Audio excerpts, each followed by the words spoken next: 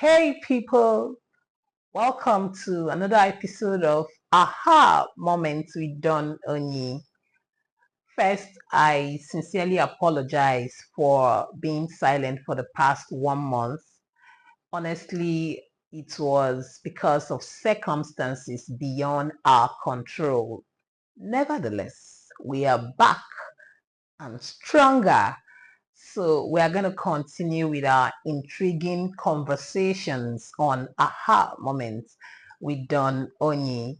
So today we are going to be looking at a very interesting topic as usual, the scam of cryptic pregnancy. Actually, cryptic pregnancy is a term that is used to describe pregnancy where the woman who is pregnant is unaware of her pregnancy or gets to know about it maybe towards the end of the pregnancy or even during labor.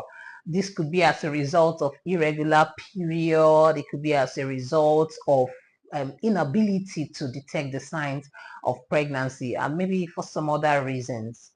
Okay, but the scam of cryptic pregnancy is the situation where some unscrupulous individuals sometimes work hand in hand with a woman who is trying to get pregnant, so inject her with some hormonal injections that make her look pregnant with protruded belly and with maybe some of the features of pregnancy, and then she begins to pretend to be pregnant.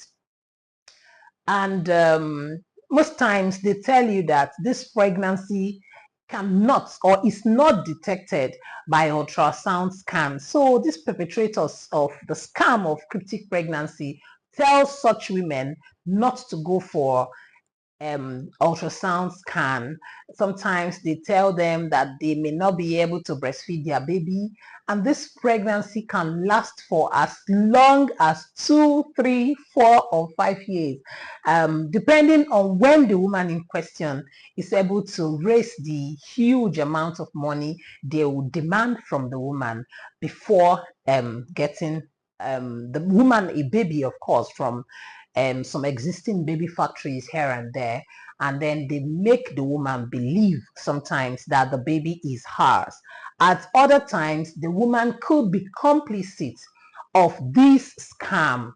So what's the reason for this scam?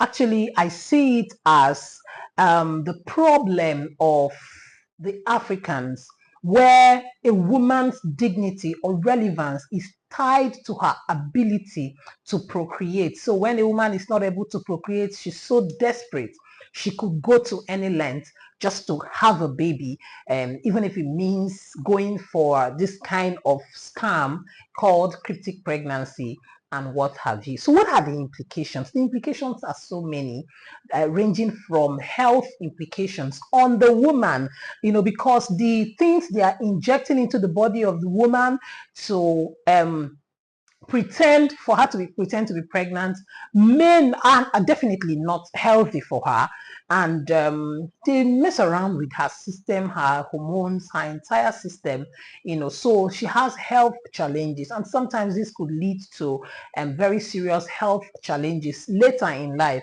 like cancer and what have you. And then we have social problems, a situation whereby maybe in future there's a likelihood that maybe a sibling could marry his or her own sibling, because the child that a woman has pretending to be her own child, the root of the child is not known, and they could just meet in future and something could just happen, and before you know it, siblings are getting married. They have DNA issues in future, maybe when men choose to go do DNA, and then comes out that the child does not belong to the man or even the woman biologically, and many other issues. So what's the way forward from cryptic pregnancy? I want to advise women. We understand that every woman wants to be a mother, especially every married woman, but there are better ways of going about this.